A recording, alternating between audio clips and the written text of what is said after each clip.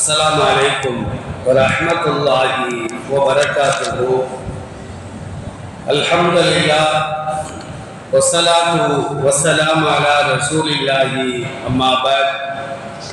கணியத்திற்குரிய எல்லாம் அல்ல அல்லாஹ்வின் நல்லடியார்களே, அல்லாஹ் ரப்பல் ஆலமீன் உலக புகழ்மறியாம் அல் குர்ஆனில் 62வது அத்தியாயம் சூரத்துல் ஜும்ஆ என்ற அத்தியாயத்தினுடைய 9வது வசனத்திலே, யா அய்யுஹல்லதீன ஆமனூ இதா நூதிய லிஸ்ஸலாத்தி மின் யௌமில் ஜும்ஆத்தி ஃபஸ்அவு இலா திக்ரில்லாஹ். ஈமான் கொண்டவர்களே, வெள்ளிக்கிழமை அன்று தொழுகைக்காக நீங்கள் அழைக்கப்பட்டால் அல்லாஹ்வை வணங்குவதற்காக விரைந்து வாருங்கள் என்று இந்த வசனத்திலே அல்லாஹ் குறிப்பிடுகிறார். இது ஆண்களுக்கும் பொருந்தும், பெண்களுக்கும் பொருந்தும். ஆண்களும் ஜும்மா தொழுகைக்காக விரைந்து வர வேண்டும், பெண்களும் விரைந்து வர வேண்டும். என்றாலும் ஆண்களுக்கு ஜும்மா தொழுகை வாஜிப், பெண்களுக்கு வாஜிப் அல்ல. அவர்கள் ஜும்மா தொழுதால் கூடும், இல்லை என்றால் அவர்கள் லுஹரை தொழுக வேண்டும் என்று மார்க்கம் சொல்லி காட்டுகின்றனர். 4-5 வகையான நபர்களுக்கு ஜும்ஆ கடமை. யார் என்று சொன்னால், ஒன்று ஆண்களாக இருக்க வேண்டும், இரண்டாவது பருவ வயதை அடைந்திருக்க வேண்டும், மூன்றாவது புத்தி சுவாதீனம் உடையவராக இருக்க வேண்டும், நான்காவது ஆரோக்கியமானவராக இருக்க வேண்டும், ஐந்தாவது உள்ளூர் வாசியாக இருக்க வேண்டும்.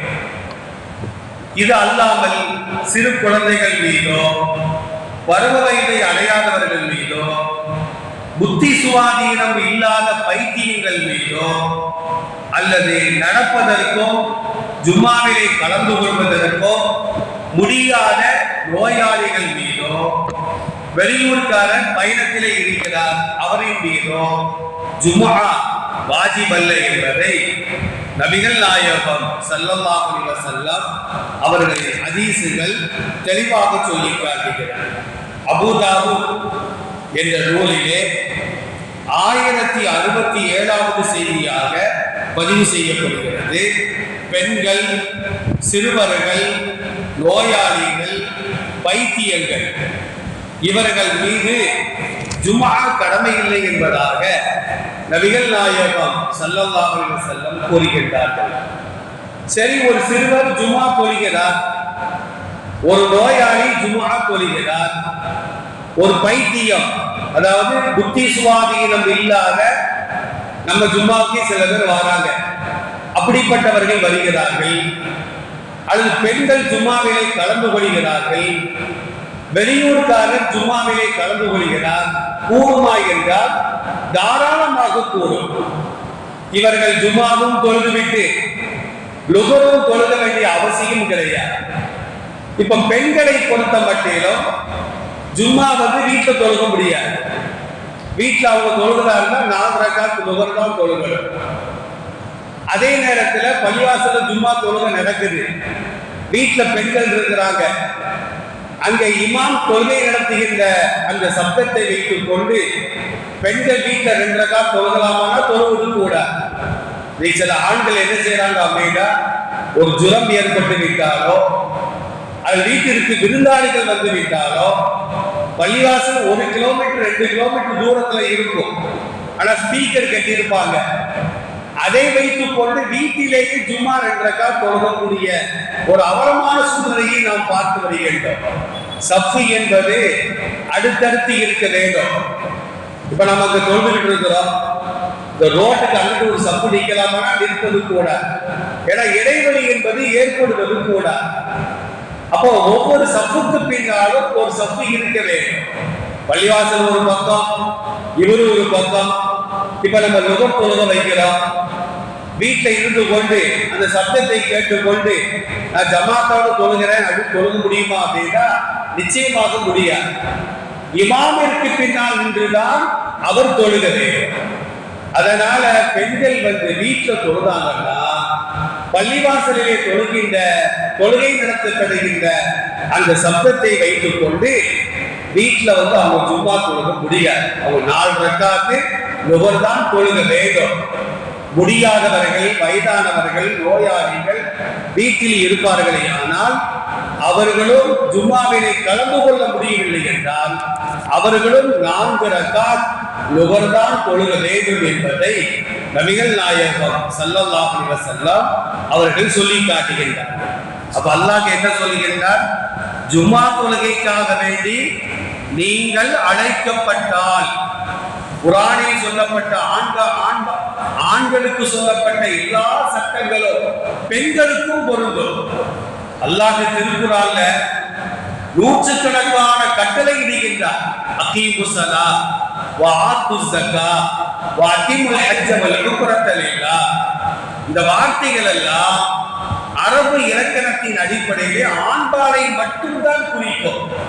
அப்ப பெண்கள் பெண்களை நீங்கள் தொழுகுங்கள், பெண்களை நீங்கள் நோன்பு வையுங்கள், பெண்களை நீங்கள் ஜும்மாவிற்கு வாருங்கள் என்று அல்லாஹ் சொல்லலையே. அப்படிலாம் கேட்க முடியாது.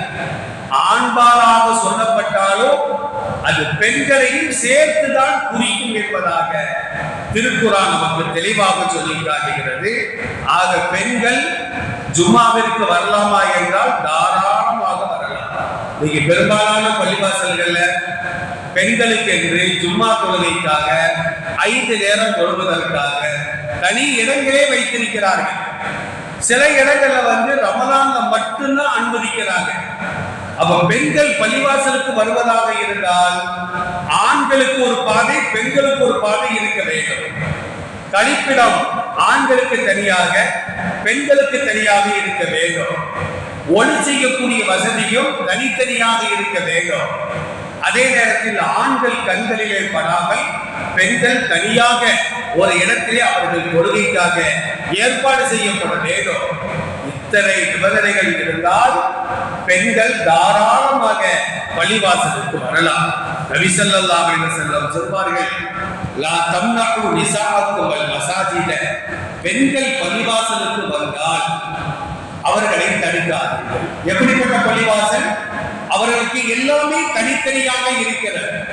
எல்லாரும் ஒரே நேரத்தில் வரக்கூடாது. ஒரே பாதையில கூட்டம் கூடியும் ஆண்களுடைய கூட்டம். அதனால எல்லாமே தனித்தனியாக இருக்கின்ற ஒரு பள்ளிவாசலுக்கு பெண்கள் செல்வதாக இருந்தால் அவர்களை நீங்கள் தடுக்காதீர்கள். ஆனாலும் அவர்கள் வீடுகளிலேயே தொழுது கொள்வதுதான் அவர்களுக்கு மிகவும் சிறந்தது. ரசூலுல்லாஹ்வுடைய காலத்துல எந்த ஆண்களும் பெண்களுக்கு பின்னால செல்ல மாட்டாங்க. எந்த ஆண்களும் பெண்களை சீண்டி பார்க்க மாட்டாங்க. உடனடியாக சட்டம் பாயும். அவர்களுக்கு கசையடிகள் கொடுக்கப்படும். ஆனா இன்னைக்கு சில பேர் அதை தொழிலாக வச்சிருக்கிறாங்க. பள்ளிவாசலுக்கு பெண்கள் வருவதாக தெரிந்தால் தொழுகை இல்லாதவங்க கூட தொழுகைக்கு வந்திருந்தாங்க.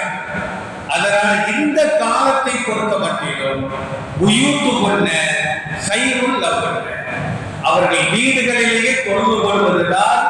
அது வீட்டிலும் ஆழ்ல நடுவில் தொழக்கூடாது, ஒரு ஓரமாக நின்று தொழுவதுதான் சிறந்தது என்பதை நபிகள் நாயகம் ஸல்லல்லாஹு அலைஹி வஸல்லம் சொல்கிறார்கள். இந்த சட்டங்களை பேணி வாழக்கூடிய உம்மத்களாக நம் அனைவரையும் அல்லாஹ் ஆக்கி அருள்வானாக. வாஹிரு தஅவானா அல்ஹம்துலில்லாஹி ரப்பில் ஆலமீன். அஸ்ஸலாமு அலைக்கும் வரஹ்மத்துல்லாஹி.